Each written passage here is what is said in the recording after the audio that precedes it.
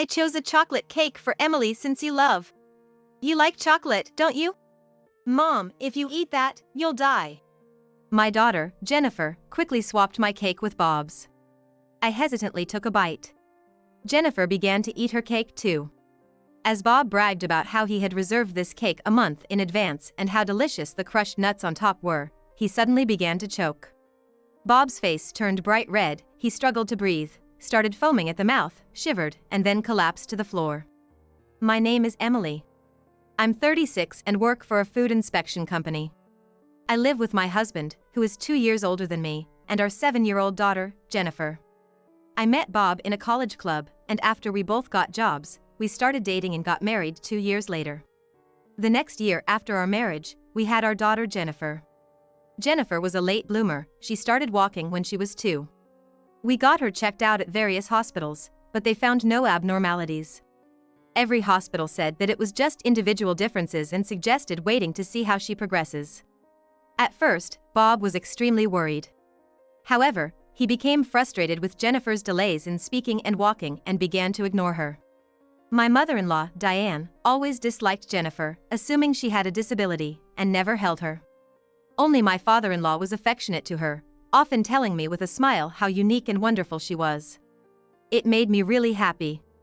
Bob had been very kind until we got married, but with Jennifer's issues, he was always grumpy at home.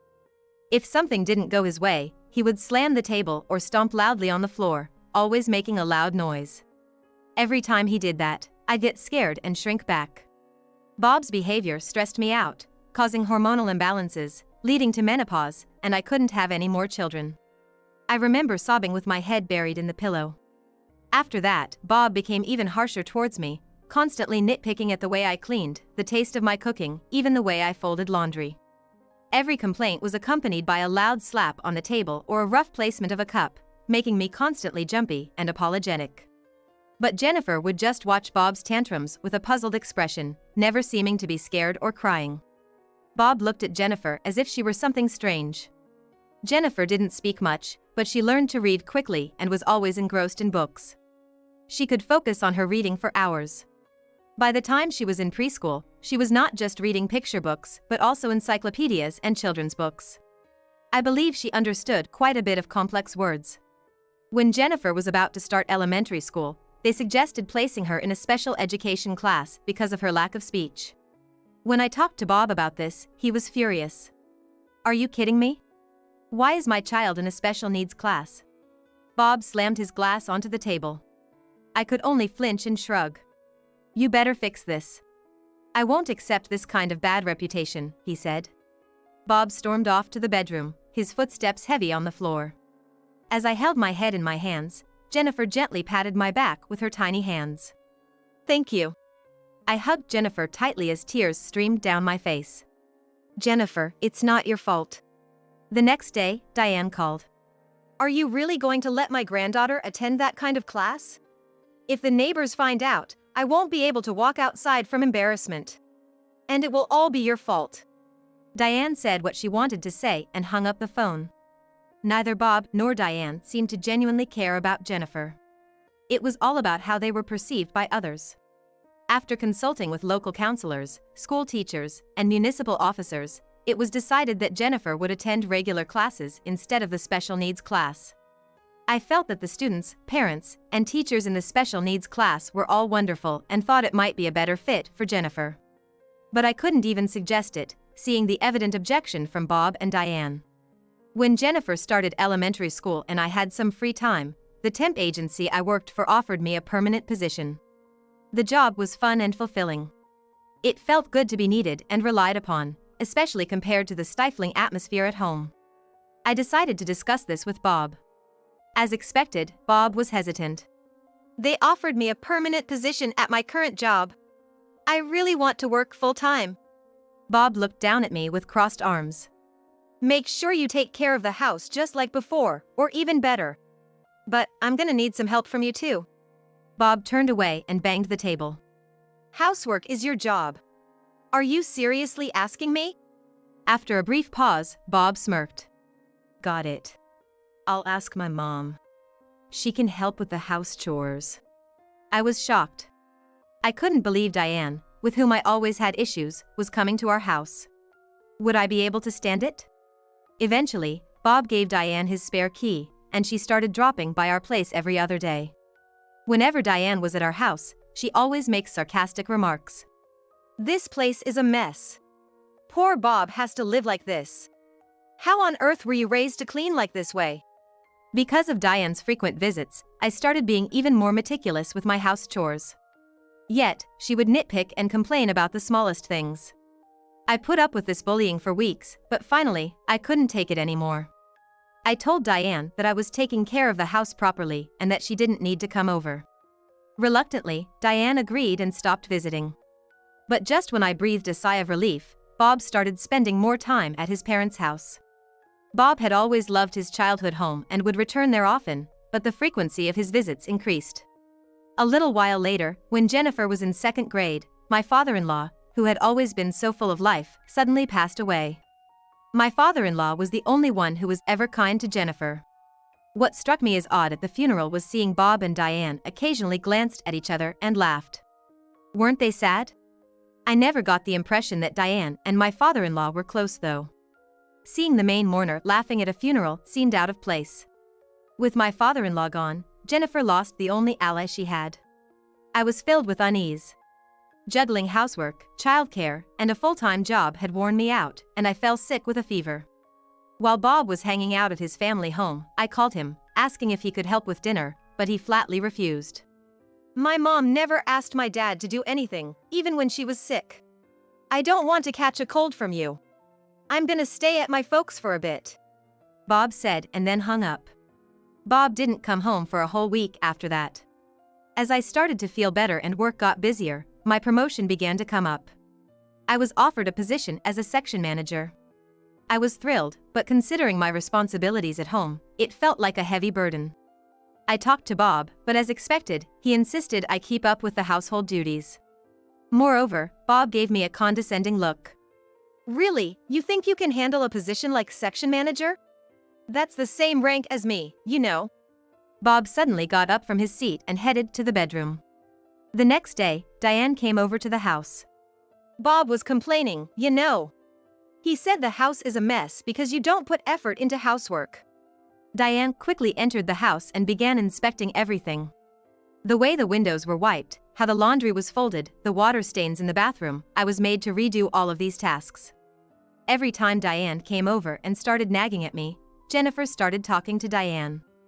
Jennifer approached Diane with a serious look on her face and asked, "Granny, what do you think are the 4 main elements of happiness? Do you know what happiness hormones are?" Taken aback by Jennifer's rapid-fire questions, Diane looked puzzled.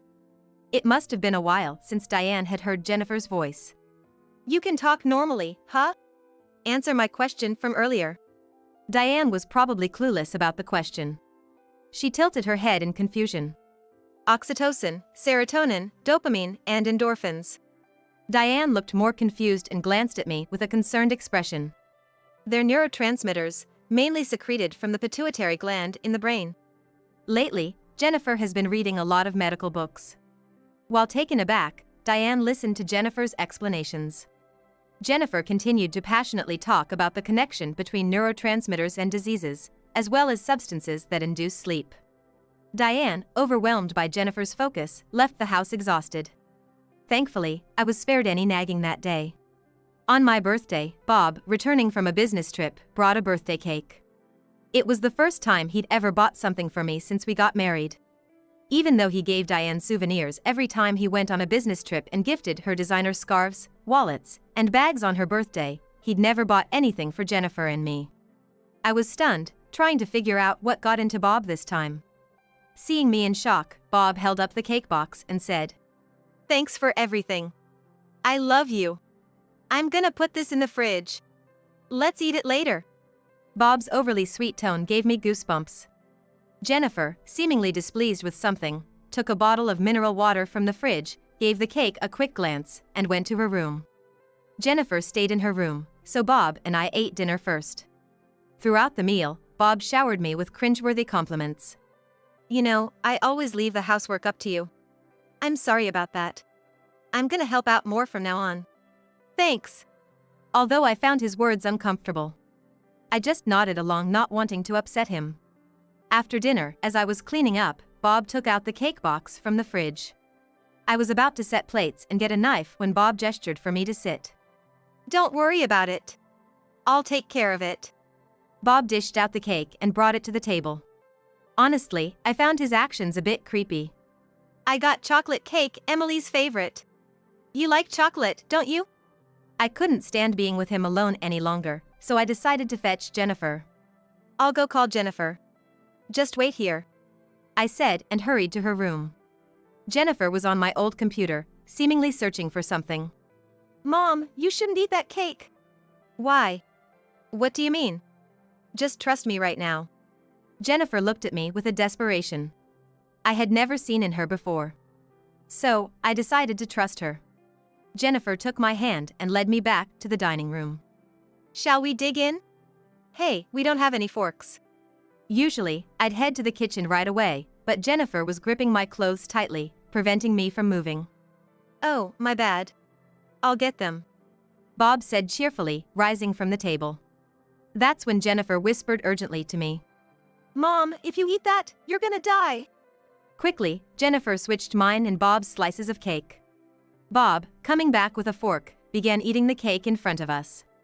"It's delicious, Emily. It's made by a famous pastry chef, you know." Hesitantly, I took a bite of the cake. Jennifer started eating hers too. As Bob proudly rambled about reserving the cake a month in advance and how the crushed nuts on top were delicious, he suddenly began to choke. Bob's face quickly turned red, his breathing grew labored, he started to foam at the mouth, and then he collapsed onto the floor. It looked like an anaphylactic shock from an allergy. Both Bob and I have buckwheat allergies, but there was no way the cake we were eating contained any. I froze in shock and confusion. Jennifer spoke to me with a calm voice. "Mom, call 911. Jennifer handed me her phone. Snapping back to reality, I called the ambulance. Jennifer turned Bob to his side and urged me to hit him hard on the back. Doing as instructed, Bob spit out the cake he had eaten. His breathing seemed a little easier after that. Bob was semi-conscious, murmuring buckwheat, buckwheat. Even in the ambulance, he kept mumbling the same, and an EMT told me to sit next to him for comfort. I did as I was told and sat beside Bob. After receiving treatment at the hospital, Bob was out of danger. For precaution, he was kept for a few days. I wondered how Jennifer knew something life-threatening was gonna happen. I returned home after completing the hospital admission procedures, all the while pondering the mystery. Jennifer showed me a wrapper she pulled out from the trash. "Look, Dad threw this in the kitchen trash." It was a wrapper from buckwheat cookies. Jennifer continued. "The cake box Dad brought home had a sticker half peeled off." Jennifer said she checked the kitchen trash and found an unfamiliar wrapper, so she looked it up online. She discovered that the cookies contained buckwheat flour and warned me about it. I still can't believe that the crushed nuts on the cake were actually crumbled buckwheat cookies. I recalled Jennifer's warning that she was like, "Mom, if you eat that, you're gonna die," and shuddered. If Jennifer hadn't been so quick-witted back then, it would have been me eating that cake right now. The thought of me lying in a hospital bed, taken by an ambulance, sent chills down my spine. Did Bob really tamper with the cake intending to take my life? I pulled out my phone, ready to make a call. "I need to tell the police right away. I think you should reconsider." I jumped in surprise at Jennifer's voice. "Why?" Jennifer began to explain calmly. "Dad's the one who collapsed. If you report it, the police might suspect you." A sense of dread clouded my vision. She was right. Going to the police might only make me a prime suspect.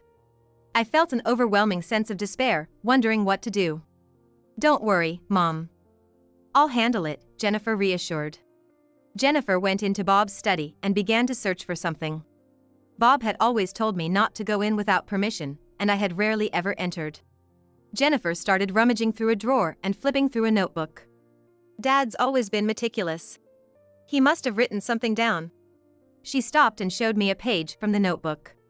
It was a revelation. My father-in-law had been a victim in a similar way. The note detailed how to mix crushed buckwheat cookies into seasoning.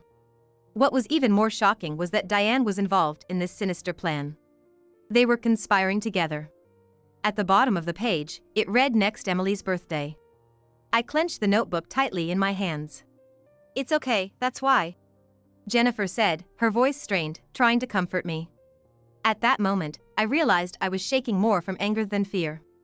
After what he did to my father-in-law, he was after my life. I made a vow deep within. I would never forgive Bob and Diane. With determination in my heart, I spoke to Jennifer. "Hey, this notebook, it could be used as evidence, right?" Jennifer shook her head sadly. "I wish, but probably not." Jennifer continued. "If they claim it's just a figment of their imagination, we've got nothing. And as for Grandpa, there's no way to prove anything now." I hung my head deep in thought. "You're right. Without concrete evidence, they can weasel out of it." Jennifer gripped my hand tightly. "I'll find the evidence. I promise I'm gonna protect you. We'll send those two to prison." Encouraged by Jennifer's words, I nodded with determination and squeezed her hand in return. "If they want a fight, we'll give them one." For Jennifer, and for my own sake, I was resolved to protect my life and avenge my father-in-law. Jennifer and I swore to take revenge on Bob and Diane. We started preparing for our final confrontation. The first step was to lure them into our house. I asked Diane to tell me Bob's favorite dishes since I wanted to cook for him when he got out of the hospital. Without any suspicion, Diane came over. I didn't want to be with Diane for even a second, but I held my tongue and learned her recipes in the kitchen. Meanwhile, Jennifer went through Diane's purse and found the buckwheat cookies. Swiftly, Jennifer took just one of them. The next day, I brought the buckwheat cookie to work and requested a composition test. Who would have thought that working in a food inspecting company would come in handy at a time like this? A few days later, Bob was discharged from the hospital. I told Diane that I was preparing a special dinner for discharged and asked her to pick up Bob. While waiting for Bob to come home, Jennifer and I prepared a table filled with Bob's favorite dishes. By the time the dinner preparations were finished, Bob and Diane had returned home. Jennifer went to the front door to greet them. Holding Bob's bags, Jennifer guided them to the dining table. "Mom and I made today's dishes, taught by Grandma." Bob, pleased, took his seat and began eating. Diane too seemed to enjoy her meal. After a while, puzzled expressions formed on their faces. "Hey, Mom, look at that," Bob whispered to Diane, gesturing subtly. "Oh my God," Diane exclaimed, staring at something on the table, her eyes widening in shock. So startled. She even dropped the fried chicken she was holding with her fork. And she didn't seem to notice. Bob and Diane stopped eating. Trying to lighten the mood, I asked Bob, "Is the seasoning all right? I guess I can't make it quite like your mother did." They both heads down and were like, "No, it's not that and it's delicious." I beamed a big smile at them. This seasoning isn't just tasty. It seems to be quite invigorating too. My father-in-law had told me about it a while ago, I mentioned. Bob and Diane began to shiver, as if cold. I continued to smile, unfazed. "Jennifer, sprinkle some of this seasoning on their food." As Jennifer reached for the seasoning. "Stop. Don't put that unknown stuff on it." He shook off Jennifer's hand with a fierce look.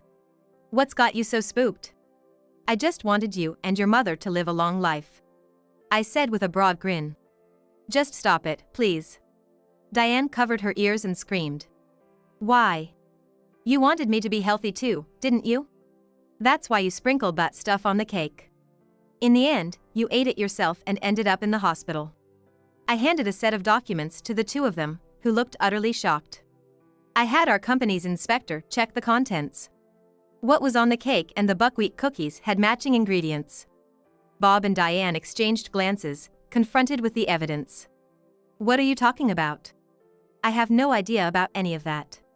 The ingredients in the buckwheat cookies Diane had and the ones you threw away in our trash are from the same product. You think it's okay to just go through someone's stuff? Those cookies were a gift from a friend from their travels." Calmly, I placed a copy of Bob's notebook on the table. "Then what's this note about ordering cookies online?" The notebook detailed the manufacturer, product name, shipping date, price, and more. Bob and Diane's faces turned from red to blue. "It also says here that in small amounts it wouldn't be detected if induced to vomit." I stared intently at Diane. This is related to my father-in-law's cause of death, isn't it? Bob, looking defeated, began to speak. Dad was in our way. Maybe he didn't like that Mom and I were close. He was always butting in and being a nuisance. He constantly lectured Bob and me, saying things like our relationship isn't normal. I couldn't stand it. We mixed those buckwheat cookies into the seasoning and made him eat it. It was merely concern for an unusually close mother-son relationship that had troubled my father-in-law. Yet, Bob and Diane seemed to have taken it personally. Their justifications were incredibly selfish. I couldn't help but pity my father-in-law, who lost his life trying to foster a better family environment. So, since it worked on my father-in-law, you tried the same method on me? That's right. You have the same buckwheat allergy as me and Dad. You were in our way too. My disbelief turned into sheer astonishment. What you two did is a crime. I'm gonna call the police right now and submit this evidence. Suddenly, Bob stood up, snatched the copied notebook from the table, crumpled it, and forced it into his mouth, swallowing it whole. Diane, Jennifer, and I watched in shock. There you go. No more evidence. The police will just think it's some crazy story from Emily, my wife. Bob looked down at Jennifer and me with a smug expression. Dad, that's a copy. The real one is somewhere else. Jennifer calmly stated. Then, she placed the voice recorder on the table. You can't deny it anymore, she said. From the beginning, Jennifer had secretly recorded their conversation with a voice recorder hidden under the table. Damn, it's over. Bob muttered, collapsing weakly into his chair. We were so close. Just a bit more and the obstacle would have been gone. Diane seemed unable to contain her anger, slamming the table with both hands. You guys really thought this plan would work, huh? Jennifer remarked with a hint of disbelief. Regardless of the plan, I'm gonna protect Mom no matter what. I chimed in as I pulled out my smartphone. I'm calling the police. Admit your wrongdoing and make amends. It's the least you can do to honor my father-in-law. As I began to dial, both Bob and Diane suddenly tried to apologize to me. Please, don't call the cops. We're really sorry, Bob begged. Yes, forgive us. They kept apologizing to me. Jennifer suddenly began to explain how their plan went wrong. Dad's a total mama's boy, so a perfect crime was never gonna work. Too many obvious mistakes. If it were me, I'd first. I quickly covered Jennifer's mouth. Jennifer, use that knowledge wisely, okay? My eyes locked to her. Jennifer nodded in agreement. Yeah, I got it. I won't get involved with people like this anymore. Also, I have something to inform Mom later. I hugged Jennifer tightly. Yeah, I got it. From now on, let's live peacefully together. When the police came to arrest Bob and Diane, they cried and screamed, making it difficult for the officers. The copied notes, the voice recording, and the purchase history of buckwheat cookies found on Bob's computer became evidence that led to their conviction, including the matter regarding my father-in-law. After the arrest, by the time Bob was charged, my divorce from him was finalized. We'd proceeded with the division of property between I and Bob. Diane ended up with selling her family home to cover lawyer costs. Bob, having no income to pay child support, used the money from the sale of his house for it. This left Bob and Diane with nowhere to go once they were released. I have set up a memorial for my father-in-law. I wanted to properly pay my respects. After the verdict for Bob and Diane was announced, Jennifer and I reported the incident at my father-in-law's gravesite. I'm sure he'd be pleased from up in heaven. After the incident, Jennifer showed me a piece of paper. This is what I said I'd tell you. It was an IQ test result. I was taken aback and had to double-check when I saw it. It says 135 here. My IQ is 135. I was genuinely surprised. I believe anything over 130 is considered gifted. I'm sorry, Mom. I took the test without telling you and even used your credit card without permission. I was once again surprised by what Jennifer could do. Later on, Jennifer transferred to a school that caters to gifted children. Jennifer, as usual, has difficulty communicating and doesn't talk to anyone, but she really likes the environment where no one minds and she can study whatever interests her, and she attends happily. Living with just Jennifer has been joyful, my work has been fulfilling, and life has been rewarding. Perhaps it's because I've been full of life and my complexion has improved, but I've been frequently told I look younger. Ever since we began living just the two of us, Jennifer started hugging me more often. When you do this, it releases a lot of the happy hormone oxytocin, she'd say. I'm still not exactly sure where oxytocin comes from, but it surely makes me feel happy. And to my delight, my menstrual cycle returned. Maybe it's thanks to this happy hormone Jennifer mentioned. From here on out, I'm gonna live with Jennifer, keeping our smiles bright.